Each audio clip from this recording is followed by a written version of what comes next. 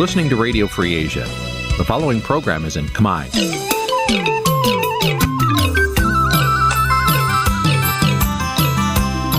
Nǐ chi càm bi tiệp xáy vệt chiu a zì sáy.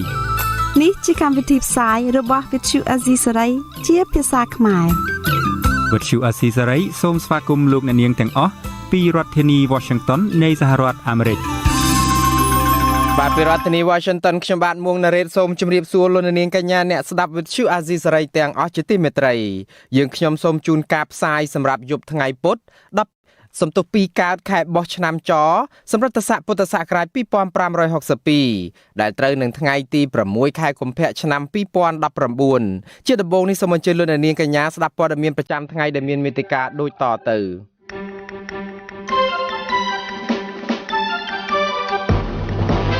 ភរិយាសកម្មជនសិទ្ធិការងារលោករដ្ឋមនីតវ៉ានៅមុខស្ថានទូតរុស្ស៊ីជាលើកទី4ដើម្បីសុំអន្តរាគមន៍ឲ្យដោះលែងស្វាមីលោកស្រីកប៉ាល់កងទ័ពជើងទឹកជប៉ុនគ្រងចូលចតកំពង់ផែក្រុងប្រស័យអនុ1ខែក្រោយនាវាចម្បាំងចិនមន្ត្រីសិទ្ធិមនុស្សបារម្ភអំពីអំពើហិង្សារវាងសមត្ថកិច្ចនិងពលរដ្ឋរងគ្រោះដីធ្លីជាថ្មីនៅក្រុងប្រស័យអនុបើនៅតែគ្មានដំណោះស្រាយសមស្របប្រជានេសាទខេត្តបាត់ដំបងទទូចឲ្យអាជ្ញាធរចាត់វិធានការជនជាតិវៀតណាមធ្វើនេសាទខុសច្បាប់នៅតំបន់បឹងទន្លេសាបរួមនឹងព័ត៌មានផ្សេងមួយចំនួនទៀតក្រុមគ្រួសារនិងសកម្មជនមួយចំនួនប្រមូលផ្ដុំគ្នាតវ៉ាជាថ្មីនៅមុខស្ថានទូតរុស្ស៊ីនៅថ្ងៃទី6ខែកុម្ភៈនេះដើម្បីស្នើសុំសមត្ថកិច្ចឲ្យអន្តរាគមន៍គឺពីរដ្ឋាភិបាលរុស្ស៊ីជំវិញករណីសកម្មជនការពារសិទ្ធិការងារលោករដ្ឋមនីការតវ៉ាជាលើកទី4នេះគឺធ្វើឡើងបន្ទាប់ពីសាលាឧទ្ធរបានបដិសេធបណ្ដឹងនៅក្រៅឃុំរបស់លោករដ្ឋមនីកាលពីសប្តាហ៍មុនលោកហេរ៉ាស្មីមានសេចក្តីរាយការណ៍ជំវិញព័ត៌មាននេះក្រុមអ្នកតវ៉ាបានឈរនៅម្ខាងផ្លូវទល់មុខស្ថានទូតរុស្ស៊ីដើម្បីលើកបដានិងស្រែកទាមទារឲ្យរដ្ឋាភិបាលក្រុងមូស្គូជួយអន្តរាគមន៍ករណីលោករដ្ឋមនីក៏ប៉ុន្តែការតវ៉ាលើកនេះក៏ដោយការតវ៉ាលើកមុនដែរគឺមិនមានមន្ត្រីស្ថានទូតរុស្ស៊ីណាម្នាក់ចេញមកជួបឬសួរនាំអ្នកតវ៉ានោះឡើយ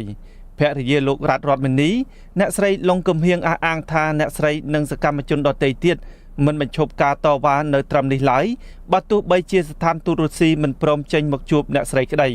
អ្នកស្រីអះអាងថារដ្ឋាភិបាលរុស្ស៊ីត្រូវមានចំណាយទទួលខុសត្រូវរឿងនេះដោយសារស្វាមីអ្នកស្រីជាប់ទោសព្រោះជួយធ្វើការឲ្យកាសែត RT ដែលគ្រប់គ្រងដោយរដ្ឋាភិបាលរុស្ស៊ី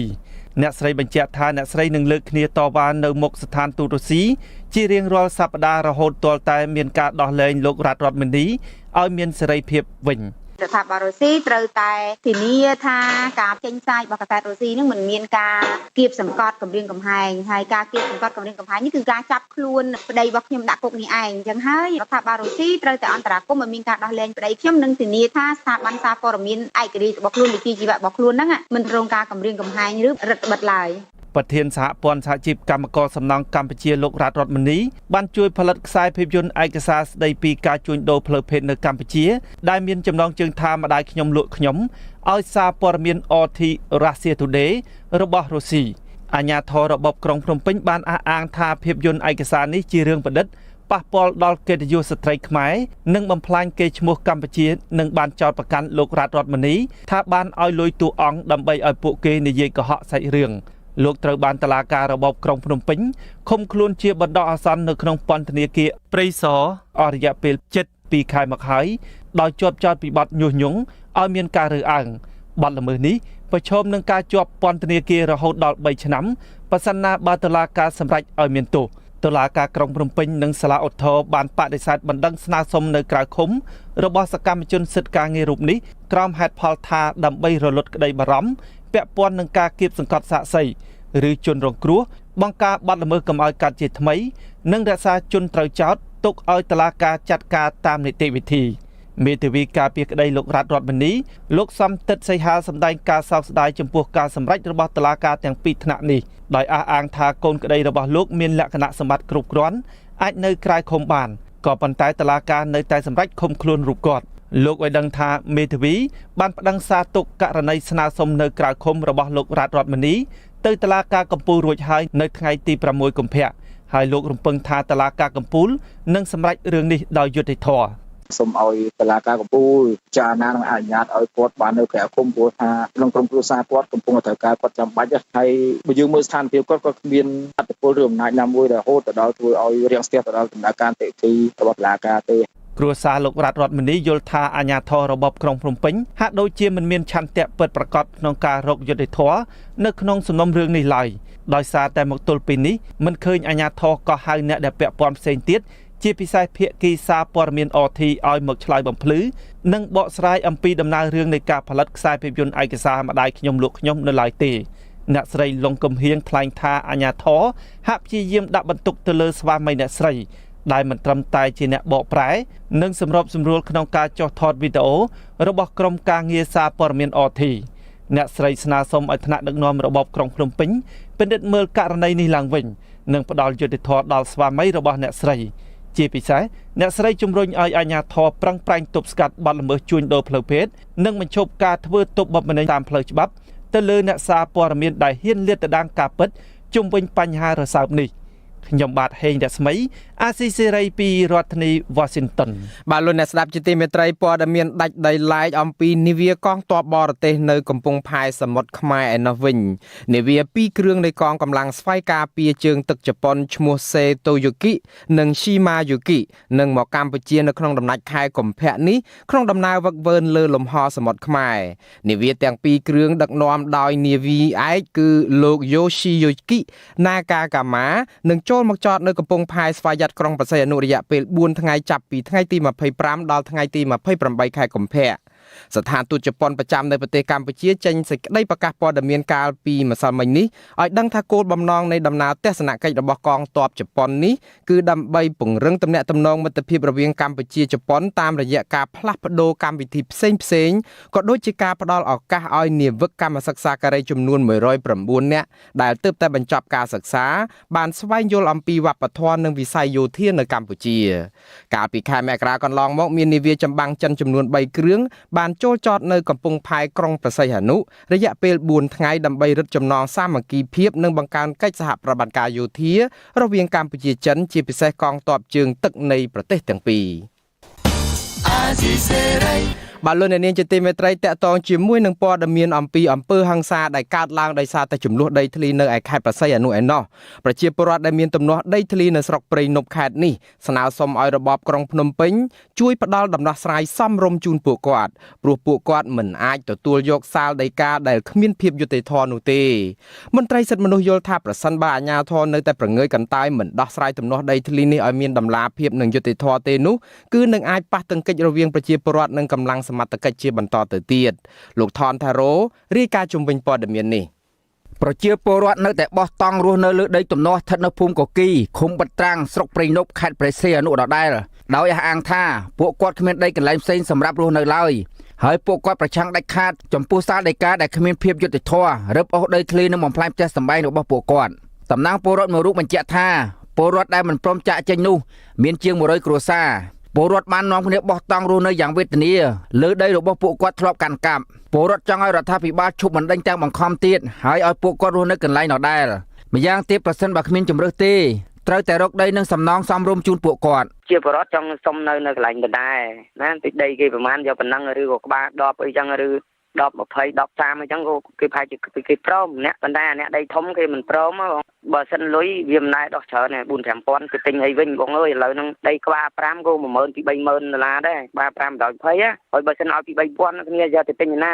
បើសិនមកជួផ្ទះនៅកំពង់សោមជួមកខ្មាបន្ទប់200ទុក300ដេកបាន3នាក់អីធ្វើការមិនបានមួយថ្ងៃធ្វើបាន35000អីហ្នឹងដឹងងាប់បាត់ហើយសងថ្លៃផ្ទប់អត់រួចទេកំពង់សោមពលរដ្ឋអះអាងថាពួកគាត់សុទ្ធតែបានទិញដីតគ្នាដោយមានការទទួលស្គាល់ពីអាជ្ញាធរមូលដ្ឋានមិនមែនចូលទៅរស់នៅតាមតែអំពើចិត្តឡើយការបណ្ដេញពួកគាត់តាមបង្ខំបែបនេះគឺធ្វើឲ្យពួកគាត់ជួបការលំបាកខ្លាំងក្នុងជីវភាពនិងការរស់នៅកាលពីថ្ងៃទី24ខែមករាកន្លងទៅកងកម្លាំងសមត្ថកិច្ចចម្រុះ300នាក់បានបើកការបាញ់ប្រហារដោយគ្រាប់កាំភ្លើងពិតឡើងលើមេឃនិងទៅកាន់ក្រុមអ្នកតវ៉ាដីធ្លីដែលបង្ហាញពីការប្រើប្រាស់កងកម្លាំងច្រើនលើសលប់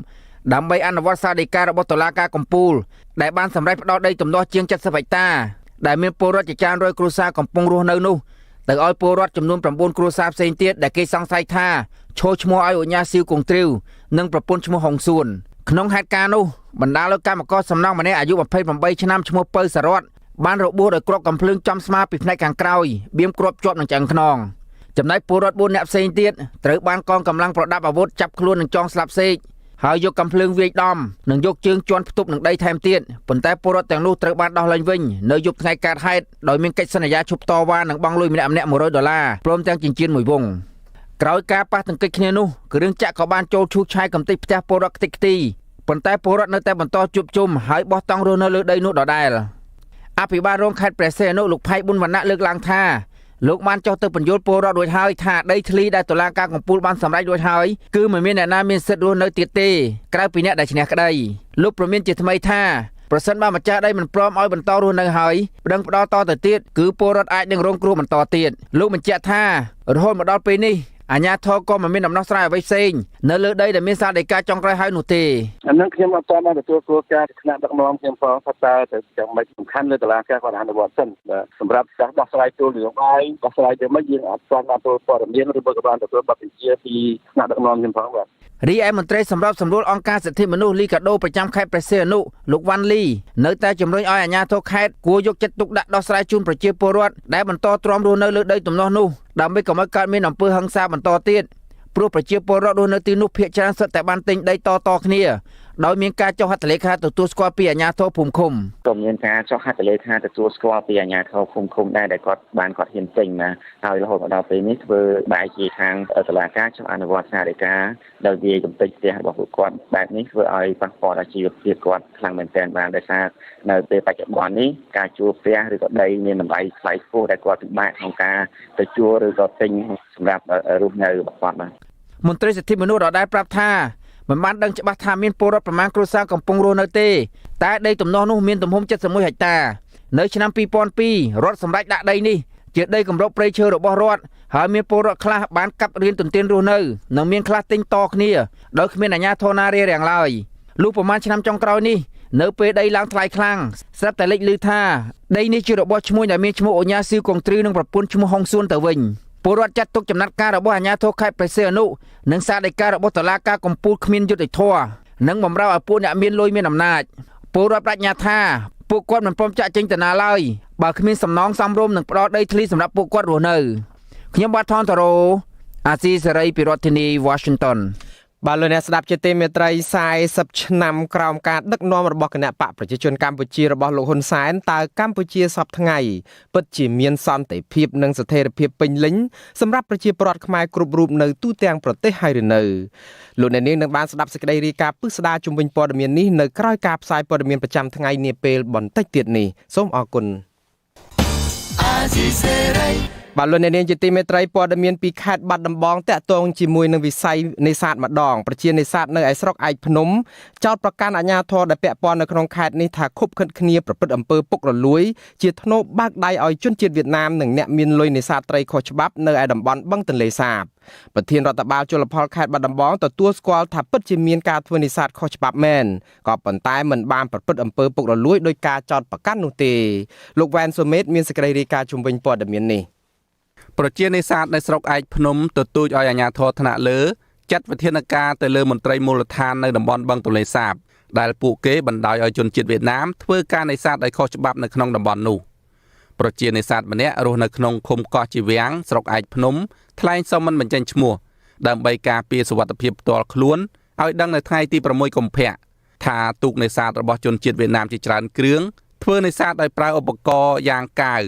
ឬហៅថាអ៊ូនក្រឡាញឹកដែលមានជើងច្រវាក់ដែកឆក់នៅខាងក្រោម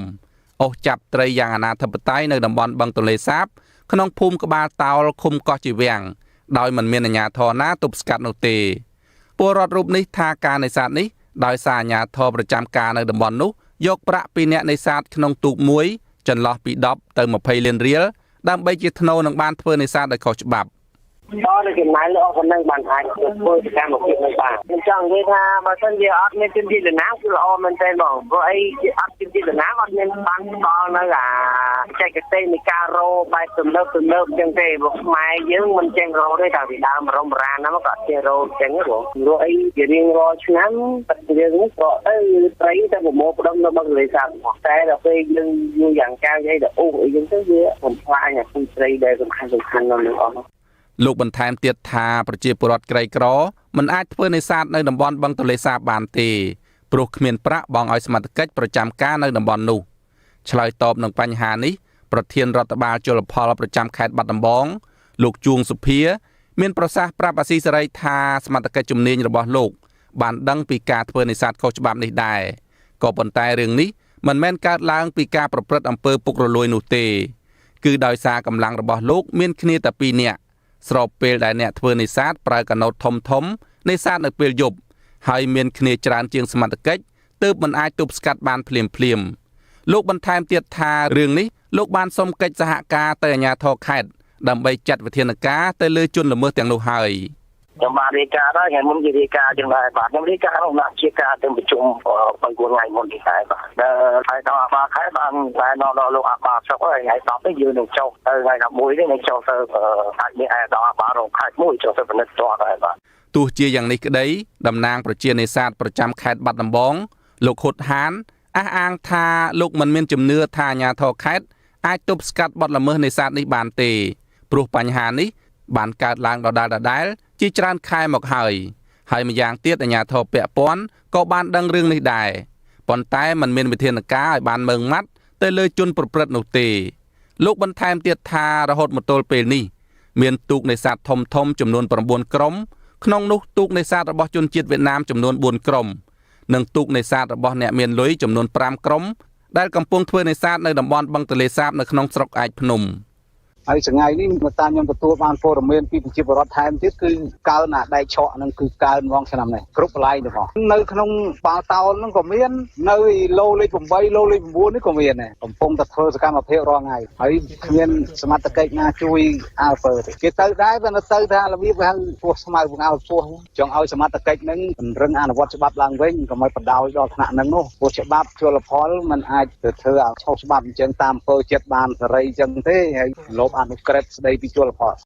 លោកបន្តថារឿងនេះប្រសិនបើអាជ្ញាធរមិនព្រមដោះស្រាយហើយនៅតែបន្តបណ្តែតបណ្តោយឲ្យការធ្វើនេសាទខុសច្បាប់ដោយសពថ្ងៃនេះទៀតគឺត្រីទាំងតូចទាំងធំនៅបឹងទន្លេសាបនឹងហិនហោចក្នុងពេលដ៏ខ្លីខាងមុខលោកព្រួយបារម្ភថានៅពេលដែលអស់ត្រីនឹងមានផលប៉ះពាល់យ៉ាងខ្លាំងដល់ការរកប្រាក់ចំណូលរបស់ប្រជាពលរដ្ឋរាប់ពាន់គ្រួសារដែលរស់នៅលើផ្ទះបណ្តែតទឹកនៅក្នុងខេត្តបាត់ដំបងហើយដែលពួកគាត់នឹងធ្វើចំណាក់ស្រុកកាន់តែច្រើនព្រោះពលរដ្ឋទាំងនោះពឹងផ្អែកទាំងស្រុងទៅលើរបរនេសាទត្រីរកប្រាក់ចំណូលដោះស្រាយជីវភាពគ្រួសារខ្ញុំបាទវ៉ែនសុមេតអាស៊ីសេរីពីរដ្ឋធានី Washington បាទលោកអ្នកនាងជាទីមេត្រីតកតងជាមួយនឹងកម្ពុជានៅឯខ្មែរក្រោមឯនោះទៅវិញសង្គមស៊ីវិលធ្វើការផ្នែកឃ្លាំមើលសិទ្ធិខ្មែរក្រោមនិងប្រសង់នៅកម្ពុជាឲ្យដឹងថាពលរដ្ឋខ្មែររស់នៅកម្ពុជាក្រោមភាគច្រើនលើសលប់មិនប្រារព្ធពិធីបុណ្យចូលឆ្នាំចិនវៀតណាមទេបើទោះបីជាអាជ្ញាធរវៀតណាមអនុញ្ញាតឲ្យពលរដ្ឋខ្មែរក្រោមឈប់សម្រាកថ្ងៃចូលឆ្នាំប្រពៃណីជាតិរបស់វៀតណាមក៏ដោយលោកសនច័ន្ទរដ្ឋារាយការណ៍ជំវិញព័ត៌មាននេះ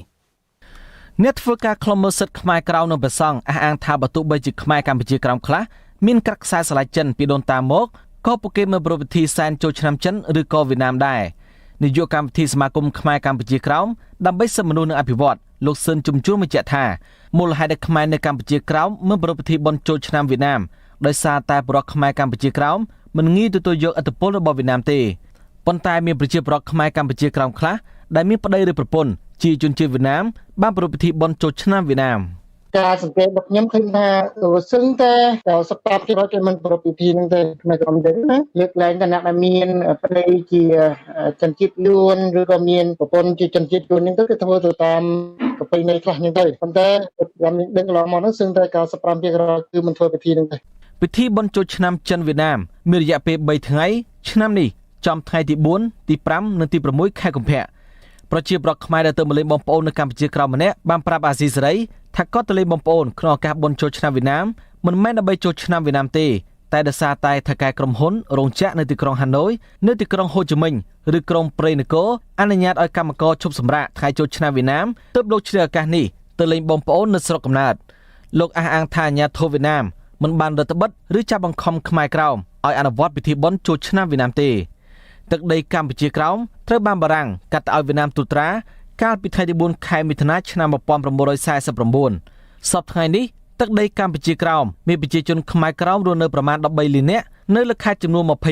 21ចៅអធិការវត្តកងជ័យរឿងរដ្ឋស័ក្តិភ្នោកំបុតនៅស្រុកកំពង់ធំខេត្តព្រះត្រពាំងបដិជនគឹមឆៃវ៉ារីមានដីកាថាអាញាធិបតេយ្យវៀតណាមបានអនុញ្ញាតឲ្យសិស្សនិស្សិតឈប់សម្រាកបានកន្លះខែ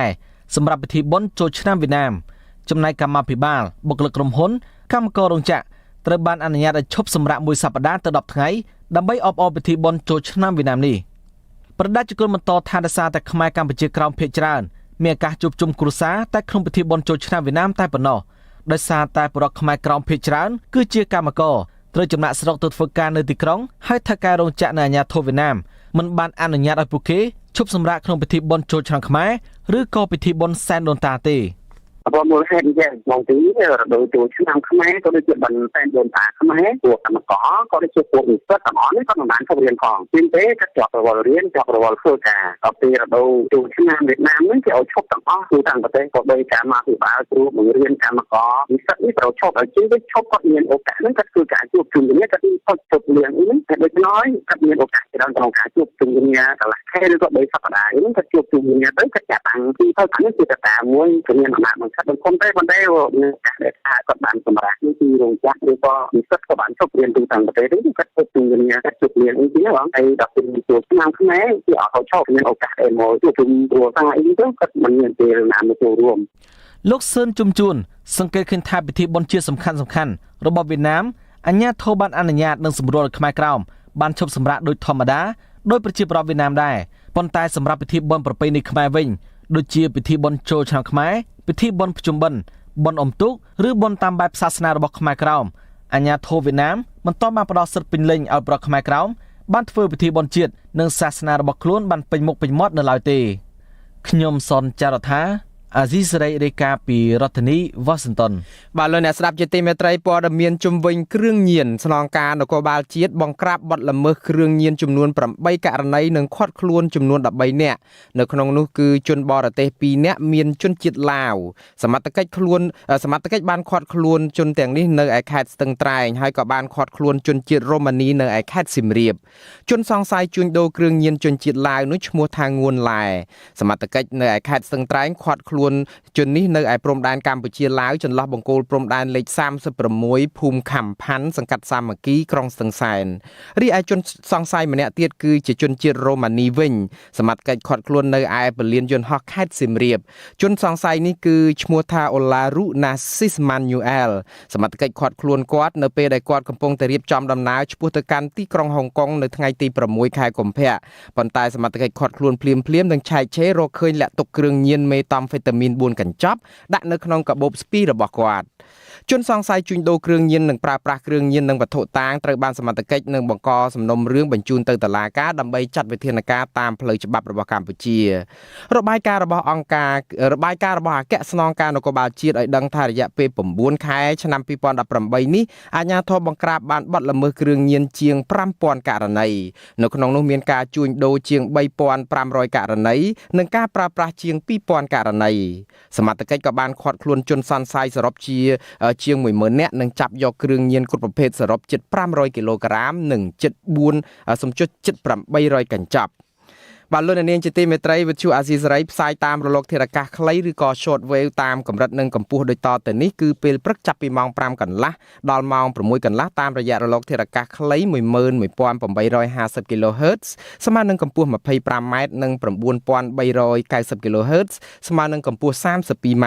ចំណែកឯពេលយប់វិញគឺចាប់ពីម៉ោង 7 កន្លះដល់ម៉ោង 8 កន្លះតាមរយៈរលកធាតុអាកាសខ្លី 9325 kHz ស្មើនឹងកម្ពស់ 32m និង 15155 kHz ស្មើនឹងកម្ពស់ 20m បាទសូមអរគុណបាទលោកអ្នកនាងទើបបានស្ដាប់ព័ត៌មានប្រចាំថ្ងៃរបស់វិទ្យុអាស៊ីសេរីដែលរៀបចំជូនដល់ខ្ញុំបាទមួនណារ៉េតពីរដ្ឋធានី Washington សហរដ្ឋអាមេរិកសូមលោកអ្នកនាងរងចាំស្ដាប់ការផ្សាយរបស់យើងខ្ញុំជាបន្តនាពេលបន្តិចទៀតនេះ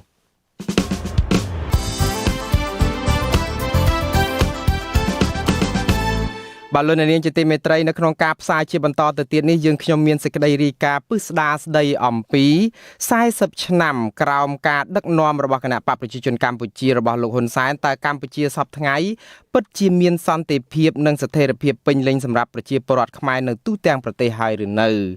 ចំណែកឯអ្នកជំនាញខាងប្រព័ន្ធផ្សព្វផ្សាយឯករាជ្យព្រួយបារម្ភថាវិធានការកម្ចាត់ព័ត៌មានคล้ายៗរបស់រដ្ឋាភិបាលលោកហ៊ុនសែនអាចនឹងមានផលអវិជ្ជមានទៅលើស្ថាប័នព័ត៌មានឯករាជ្យហើយនៅចុងក្រោយនោះគឺព័ត៌មានបញ្ចប់សូមអញ្ជើញលោកអ្នកនាងស្ដាប់ការផ្សាយរបស់យើងខ្ញុំជាបន្តដោយមេត្រី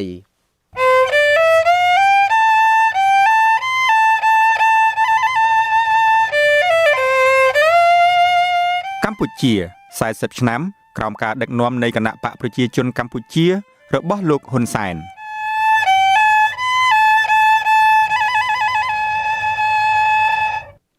បាទលោកអ្នកនាងជាទីមេត្រីលោកក្រោយសង្គ្រាមស៊ីវិលនៅកម្ពុជាបានបិទបញ្ចប់ជាស្ថាពរនៅក្នុងចុងឆ្នាំ1998សំទោស98នោះគឺគ្រាដែលអង្គការចាត់តាំងរបស់របបខ្មែរក្រហមទាំងមូលបានដួលរលំលោកហ៊ុនសែនមិនរួញរានឹងក្រសោបយកស្នាដៃទាំងនេះមកធ្វើជាសមិទ្ធិរបស់លោកដែលលោកថាកើតចេញពីនយោបាយឈ្នះឈ្នះរបស់លោក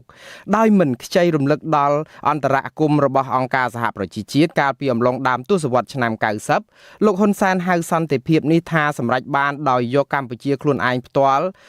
ដោយសំទោសដោយកម្ពុជាខ្លួនឯងផ្ទាល់ដោយគ្មានការបង្ហូរឈាមគ្មានការប្រើអាវុធឬក៏គ្រាប់សម្សេសូម្បីតែមួយគ្រាប់និងដោយគ្មានការបង្គាប់បញ្ជាឬក៏ការជួយជ្រោមជ្រែងពីបរទេសនោះឡើយបាទនៅក្នុងភាគបន្តនៃកម្មវិធីពិសេសស្ដីពីកម្ពុជា40ឆ្នាំក្រោមការដឹកនាំរបស់គណៈបកប្រជាជនកម្ពុជារបស់លោកហ៊ុនសែននេះយើងនឹងពិនិត្យមើលថាតើកម្ពុជាសប្តាហ៍ថ្ងៃពិតជាមានសន្តិភាពនិងស្ថិរភាពពេញលេញសម្រាប់ប្រជាពលរដ្ឋខ្មែរគ្រប់រូបនៅទូទាំងប្រទេសហើយឬនៅតើរបបលោកហ៊ុនសែនកំពុងតែបង្កើតសង្គមខ្មែរអាណាធិបតេយ្យមួយពោពេញដោយវប្បធម៌ហិង្សានិយមជាប្រព័ន្ធដែលអាចនឹងអូសទាញកម្ពុជាឲ្យធ្លាក់ចូលផុងជ្រៅក្នុងសង្គ្រាមស៊ីវិលរ៉ាំរ៉ៃសារជាថ្មីបានដែរឬទេបាទសូមអញ្ជើញលោកនាងស្ដាប់សេចក្តីរាយការណ៍របស់លោកជុនច័ន្ទបុតជុំវិញបញ្ហានេះដូចតទៅគិតត្រឹមឆ្នាំ2019នេះគណៈបកប្រជាជនកម្ពុជាដែលមានឫសគល់ចេញមកពីបកកុម្មុយនីសឥណ្ឌូចិនបង្កើតឡើងកាលពីឆ្នាំ1930ដោយមេកុម្មុយនីសវៀតណាមហូជីមិញបានក្តោបក្តាប់អំណាចនៅកម្ពុជាអស់រយៈពេល40ឆ្នាំហើយប្រធានគណៈបកប្រជាជនកម្ពុជាលោកហ៊ុនសែនអះអាងថាកម្ពុជាសពថ្ងៃមានសន្តិភាពសន្តិសុខនិងស្ថិរភាពពេញលេញបរិបូរណ៍ជាងពេលណាទាំងអស់ក្នុងប្រវត្តិសាស្ត្រជាង500ឆ្នាំចុងក្រោយរបស់ខ្លួនក្នុងរយៈពេល40ឆ្នាំផ្ដើមចេញពីជ័យជំនះ7មករា1979កម្ពុជាដែលពីមុនត្រូវបានញោមញីនិងបំផ្លិចបំផ្លាញដោយសង្គ្រាមរ៉ាំរ៉ៃការបែកបាក់ជាតិនិងការបែងចែកទឹកដីអសន្តិសុខគ្រប់ទីកន្លែងឥឡូវបានក្លាយជាប្រទេសដែលមានសន្តិភាពពេញលេញមានការបង្រួបបង្រួមជាតិនិងឯកភាពទឹកដីទាំងស្រុងមានសន្តិសុខរឹងមាំនិងក្លាយជាតំបន់ទេសចរប្រកបដោយភាពទាក់ទាញក្នុងតំបន់និងពិភពលោកហើយមានប្រជាជនរស់នៅក្នុងសុខសន្តិភាពយ៉ាងសុខដុមរមនាទាំងក្នុងគ្រួសារទាំងក្នុងសហគមន៍និងទាំងក្នុងសង្គមជាតិទាំងមូលគ្រាន់តែស្ដាប់មួយភ្លែតគេអាចច្រឡំថា40ឆ្នាំក្រោយមកនេះកម្ពុជាបានប្រែក្លាយជាឋានសួគ៌លោកីប្រកបដោយភាពសុខក្សែមខ្សាន្តនិងជាកោះសន្តិភាពដែលជាទីពងប្រាថ្នានិងសុបិនរួមរបស់មនុស្សម្នាទូទៅក៏ប៉ុន្តែការពិតវាផ្ទុយពីនេះកម្ពុជាជាប់លេខ120ក្នុងចំណោម156ប្រទេសនៅទូទាំងពិភពលោកនៃសន្ទុះសុភមង្គលឆ្នាំ2018ពលគឺស្ទើរតែនៅបាតតារាងលោកឡំជាមួយនឹងក្រុមប្រទេសដែលកំពុងមានបញ្ហាដូចជាអ៊ីរ៉ាក់កេនយ៉ាអេស៊ីបនិងកុងហ្គោជាដើមទន្ទឹមគ្នានេះកម្ពុជាជាប់ចំណាត់ថ្នាក់ទី125ក្នុងចំណោម140ប្រទេសនៃសន្ទុះប្រទេសគួរឲ្យចង់រស់នៅលើសកលលោកឆ្នាំ2018របស់អង្គការស៊ើបអង្កេតសេដ្ឋកិច្ច EIU សម្រាប់សន្ទុះសន្តិភាពសកលឆ្នាំ2018វិញកម្ពុជាស្ថិតក្នុងចំណាត់ថ្នាក់ជាប្រទេសមានស្ថានភាពសន្តិភាពកម្រិតមធ្យមដោយឈរលើលេខរៀងទី96ក្នុងចំណោម163ប្រទេសនៅពីក្រោយរបាំងលបឡាយសន្តិភាពរបស់លោកហ៊ុនសែននេះគ្មានពេលណាមួយដែលគេមិនឮលោកហ៊ុនសែនដែលហៅខ្លួនឯងថាជាមគ្គុទ្ទេសក៍សន្តិភាពរូបនេះបង្ហាញចរិតកោងកាយជាឃាតករបង្កប់ចេតនាប្រព្រឹត្តអក្រិតកម្មប្រព័ន្ធ តាមរយៈការប្រើប្រាស់ប្រព័ន្ធភ្នាក់ងាររដ្ឋនិយាយពីរឿងគំរាមបង្ក្រាបគំទេចវាយដាក់ខ្នោះតាមវាយដល់ផ្ទះចាប់ដាក់គុកឬស្ដាយមិនបានកាប់សម្លាប់ពលរដ្ឋពូជសាសន៍ខ្មែររួមឈាមខ្លួនឯងនោះឡើយទង្វើណាក៏ដោយដែលនាំទៅដល់ការព្រោះរំលំគឺជាទង្វើដែលត្រូវតែបង្ក្រាបដាច់ខាតតែម្ដងគ្មានការអត់ឱនទេដើម្បីធានាជីវិតមនុស្សរាប់លាននាក់យើងសុខចិត្តកំចាត់ចោល 100-200 នាក់ខ្ញុំឲ្យឡាយផ្ទាល់សម្ដីនេះបើខ្ញុំដឹងរឿងហ្នឹងតាំងពីនោះប្រហែលជាដើមចុងឆ្នាំ2013និងដើមឆ្នាំ2014គឺពួកនេះងាប់អស់ហើយងាប់អស់គេកំណត់យកថ្ងៃទី29ខែធ្នូ2013ជាថ្ងៃផ្ដាច់ព្រាត់រំលំយើងបើខ្ញុំឃើញពីពេលនោះណាអ្នកទាំងនេះងាប់តាំងពីនោះពេលនេះជាពេលបនខ្មោចពួកនោះទៀតមានពេលខ្លះ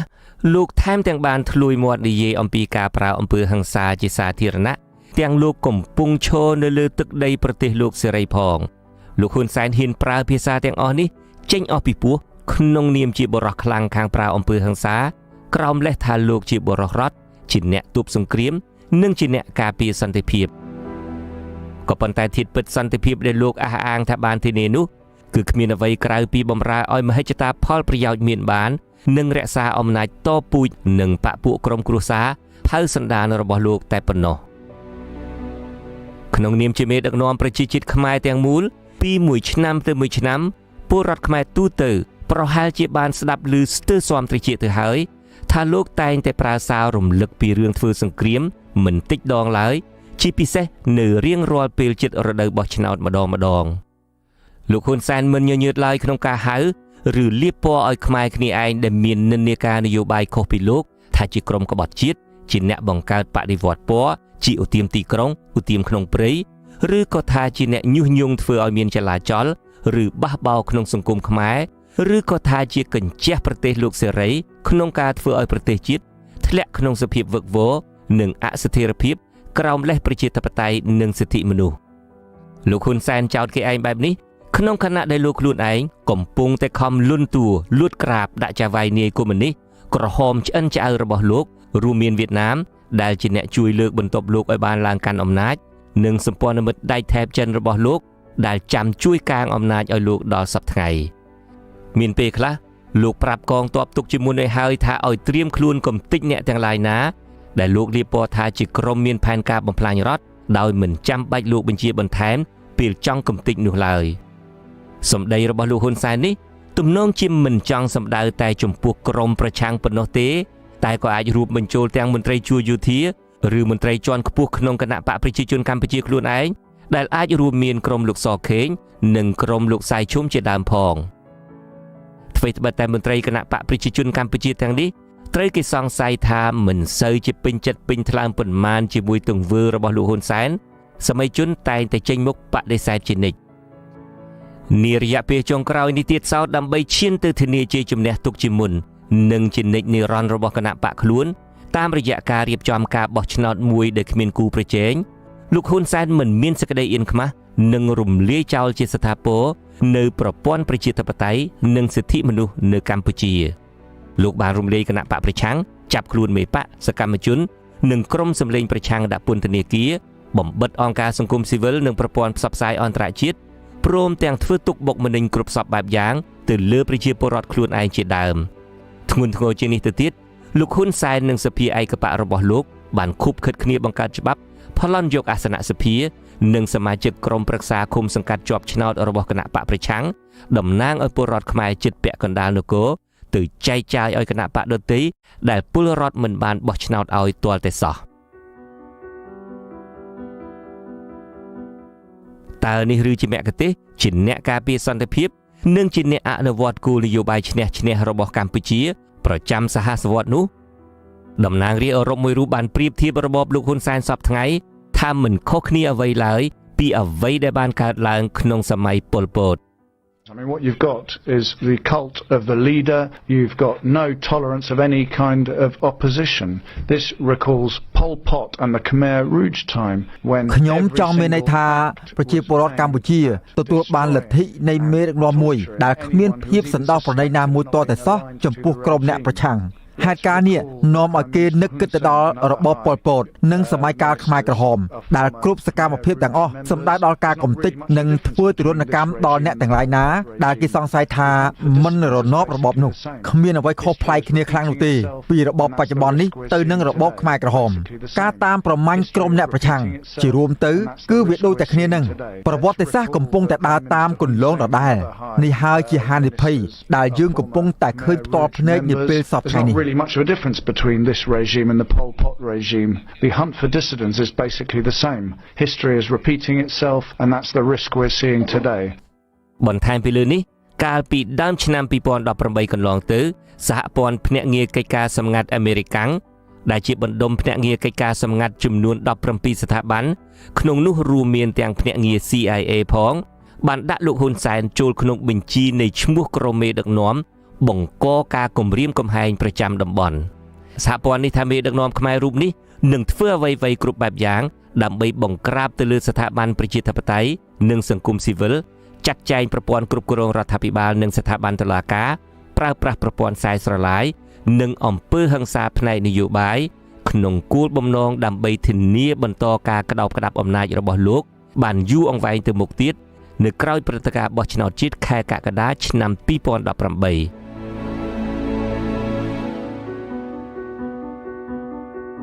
លោកបណ្ឌិតកែមលីកាលពីលោកនៅមានជីវិតបានប្រៀបប្រដូចការរស់នៅប្រកបដោយការភ័យខ្លាចនៅក្នុងសង្គមកម្ពុជាទៅនឹងការរស់នៅក្នុងហ្វូងសត្វខ្លាពស់វែកនិងឆ្លាមច្រើនដែលជីវិតរបស់លោកអាចប្រឈមនឹងគ្រោះថ្នាក់ពីសំណាក់សត្វសាហាវទាំងអស់នេះបានគ្រប់ពេលវេលាមិនខុសពីលោកបណ្ឌិតកែមលីអតីតតំណាងរាស្ត្រខ្មែរអូស្ត្រាលីប្រចាំរដ្ឋវីកតូរីយ៉ាលោកហុងលីមបានហៅសង្គមកម្ពុជារបស់លោកហ៊ុនសែនសពថ្ងៃថាជាសង្គមដេរិឆានគ្មានការគោរពច្បាប់ទម្លាប់អ្វីទាំងអស់រីឯស្ថាបនិកកិច្ចព្រមព្រៀងសន្តិភាពទីក្រុងប៉ារីនិងជាអតីតរដ្ឋមន្ត្រីការបរទេសអូស្ត្រាលីលោក Gareth Evans វិញបានហៅសន្តិភាពនៅកម្ពុជារបស់លោកហ៊ុនសែននេះថាជាសន្តិភាពហិង្សា40ឆ្នាំក្រោមការដឹកនាំរបស់គណៈបកប្រជាជនកម្ពុជារបស់លោកហ៊ុនសែនគេដំណើរដល់របបនេះបន្សល់ទុកជូនកុលបុត្រខ្មែរជំនាន់ក្រោយគឺគ្មានអ្វីក្រៅពីការបង្កើតសង្គមមួយដែលពោរពេញទៅដោយវប្បធម៌នយោបាយនិងសេដ្ឋកិច្ចបែបហិង្សានិយមជាប្រព័ន្ធជាសង្គមដែលដណ្ដើមគ្នារស់ក្រោមរូបភាពនៃអំពើហិង្សាតាមគ្រប់មធ្យោបាយជាជាងសង្គមមួយដែលពលរដ្ឋរស់នៅស្មើសិទ្ធិគ្នាក្រោមភាពជាដៃគូសហការគ្នាជាធ្លុងមួយនោះតាមពិតគេមិនចាំបាច់ក្រឡេកមើលទៅឆ្ងាយនោះឡើយដើម្បីស្វែងយល់ពីតថភាពមួយនេះស្ថានភាពចរាចរណ៍ផ្លូវគោកក្នុងសង្គមកម្ពុជាសពថ្ងៃឆ្លុះបញ្ចាំងឲ្យឃើញច្បាស់ពីសង្គមបែបអនាធិបតេយ្យមិនយកច្បាប់ជាធំតាមរយៈការដណ្ដើមគ្នារស់មួយនេះករណីលោកជាមយាបតំណាងរាស្ត្រគណៈបកប្រជាជនកម្ពុជាខ្លួនឯងបើករថយន្តបុកមនុស្សឲ្យស្លាប់នៅគៀនស្វាយរួចបើករត់ជាឧទាហរណ៍ជាក់ស្ដែងនៃអំពើនីតិរដ្ឋភាពនិងអនាធិបតេយ្យក្នុងសង្គមនេះទឹកភ្នែកពលរដ្ឋខ្មែរក្រីក្រតោកយ៉ាក់នៅតែបន្តហូរឥតឈប់ឈរនៅលើដែនដីដែលពួកគេជាម្ចាស់ស្រុកខណៈដែលមានការកើនឡើងឥតស្រាកស្រាននៃអំពើរំលោភច្បាប់អំពើអយុត្តិធម៌សង្គមអំពើពុករលួយអំពើនីតិរដ្ឋភាពក្រីក្រឬគម្លាតរវាងអ្នកមាននិងអ្នកក្រទៅនឹងការអភិវឌ្ឍកម្ពុជាជាប់ចំណាត់ថ្នាក់បាតតារាងលេខ112ក្នុងចំណោម113ប្រទេសជាប្រទេសមានកេរ្តិ៍ឈ្មោះអាក្រក់បំផុតខាងរំលោភច្បាប់នេះបបផ្អែកតាមរបាយការណ៍សន្ទុះនៃការគោរពច្បាប់ឆ្នាំ2017-2018របស់អង្គការគម្រោងយុត្តិធម៌ពិភពលោកកម្ពុជានៅតែពោរពេញទៅដោយអំពើអសន្តិសុខបញ្ហាគ្រឿងញៀនអំពើជិះជាន់កេងប្រវ័ញ្ចកម្លាំងពលកម្មឬទេសភាពនិងអំពើច្បាមយកដីធ្លីជាដើមរបាយការណ៍អង្គការលីកាដូឆ្នាំ2014រកឃើញថាចាប់ពីឆ្នាំ2000មកពលរដ្ឋខ្មែរជាងកន្លះលាននាក់បានរងគ្រោះដោយសារតែវិវាទដីធ្លីដែលពាក់ព័ន្ធនឹងរដ្ឋនិងភ្នាក់ងាររដ្ឋគណៈផ្ទៃដីខ្មែរសរុបមិនតិចជាង 4.6 លានហិកតាដែលមានទំហំប៉ុននឹងប្រទេសហូឡង់កំពុងស្ថិតក្នុងកណ្ដាប់ដៃឈ្មួញចិនគ្រប់គ្រងក្រោមរូបភាពជាដីសម្បត្តិសេដ្ឋកិច្ចក្រោមកិច្ចសន្យាជួលរយៈពេលមិនតិចជាង50ឆ្នាំ ពលរដ្ឋខ្មែរនៅតែបន្តស្រែករកអន្តរាគមន៍ពីខាងក្រៅដោយសារតែករណីរំលោភបំពានឥតស្រាកស្រានពីសំណាក់ក្រុមអ្នកកាន់អំណាចខុបខិតជាមួយឈ្មួញទាំងក្នុងស្រុកនិងឈ្មួញបរទេសដែលជាបកពួកនិងជាសម្ព័ន្ធមិត្តចាក់ទឹកមិនលិចរបស់លោកហ៊ុនសែន40ឆ្នាំក្រោមការដឹកនាំរបស់គណៈបកប្រជាជនកម្ពុជារបស់លោកហ៊ុនសែនពលរដ្ឋខ្មែរនៅតែបន្តរស់នៅបែកបាក់សាមគ្គីគ្នាមានទំនាស់ក្នុងសង្គមឥតស្រាកស្រានគ្មានឡើយការឯកភាពជាតិជាធ្លុងមួយអ្នកនយោបាយខ្មែរនិងប្រជាជាតិខ្មែរទាំងមូលជាអ្នកចាញ់និងបន្តចាញ់រហូតដល់សព្វថ្ងៃពាក្យថាសន្តិភាពដែលលោកហ៊ុនសែនតែងតែអះអាងថាលោកខំកសាងនិងខំការពារឲ្យបាននោះមិនមានឡើយសូម្បីតែនៅលើបបោមាត់លោកហ៊ុនសែនខ្លួនឯងក៏ដោយចុះត្បិតគឺលោកហ៊ុនសែនខ្លួនឯងនេះតែម្ដងដែលតែងតែទន្ទិញពាក្យថាមានសង្គ្រាមស្ទើររត់មាត់ទៅហើយនៅក្នុងចិត្តរបស់លោកនៅតែចាត់ទុកពលរដ្ឋខ្លួនឯងដែលមិនចំណុះនឹងលោកថាជាសត្រូវពលរដ្ឋខ្មែរដែលលោកហ៊ុនសែនចាត់ទុកថាជាសត្រូវនឹងទទួលរងការរំលោភជិះជាន់បំបិទសិទ្ធិសេរីភាពជាប្រចាំនោះក៏ហាក់កំពុងរស់នៅក្នុងសមរភូមិសង្គ្រាមមួយប្រភេទដូច្នោះដែរមិនមែនសង្គ្រាមដែលពួកគាត់ចេញមកតតាំងដោយអាវុធជាមួយបកពួកលោកហ៊ុនសែននិងអាជ្ញាធរទេត្បិតពួកគាត់គ្មានអាវុធមិនមែនសង្គ្រាមដែលពួកគាត់ហ៊ានចេញមកបុកស្វែងរកយុត្តិធម៌តតាំងនឹងអាជ្ញាធរទ្រង់ទ្រាយធំដោយដែលពួកគាត់ធ្លាប់ធ្វើក្រោយការបោះឆ្នោតឆ្នាំ2013នោះទេត្បិតពួកគាត់ពេលនេះកំពុងប្រឈមមុខនឹងការចាប់ខ្លួននិងរស់នៅក្រោមចុងកណ្ដុងគំរាមកំហែងដែលកាន់តែមានសន្ទុះខ្លាំងឡើងពីមួយថ្ងៃទៅមួយថ្ងៃក៏ប៉ុន្តែវាជាសង្គ្រាមដែលលាក់ទុកក្នុងដួងចិត្តឬសង្គ្រាមមនសិការជាមួយនឹងរបបលោកហ៊ុនសែនសង្គ្រាមមនសិការនេះអាចនឹងផ្ទុះចេញមកនៅថ្ងៃណាមួយប្រសិនបើពួកគាត់ទប់ចិត្តលែងបានហើយតាំងចិត្តថាហ៊ានងើបឡើងទាំងអស់គ្នារួមដៃជាមួយអ្នករងគ្រោះដោយអំពើអយុត្តិធម៌ទាំងឡាយក្នុងសង្គមរួមដៃជាមួយផ្ទៃក្នុងនៃគណៈបកប្រជាជនកម្ពុជាដែលមិនមែនជាបកពួករបស់លោកហ៊ុនសែនដើម្បីធ្វើឲ្យមានការផ្លាស់ប្ដូរជាវិជ្ជមានមួយនៅកម្ពុជាទីបំផុតទៅមានតែប្រជាពលរដ្ឋខ្មែរខ្លួនឯងទេដែលជាអ្នកសម្រេចជោគវាសនាអនាគតរបស់ពួកគេនិងកូនចៅជំនាន់ក្រោយប្រសិនបើពួកគេមិនចង់ឲ្យប្រទេសជាតិរបស់ខ្លួនបន្តស្ថិតនៅក្រោមសន្តិភាពហិង្សារបស់លោកហ៊ុនសែននិងការក្តោបក្តាប់អំណាចបែបផ្ដាច់ការតពូជនោះខ្ញុំជុនច័ន្ទបុត្រអាស៊ីសេរី Washington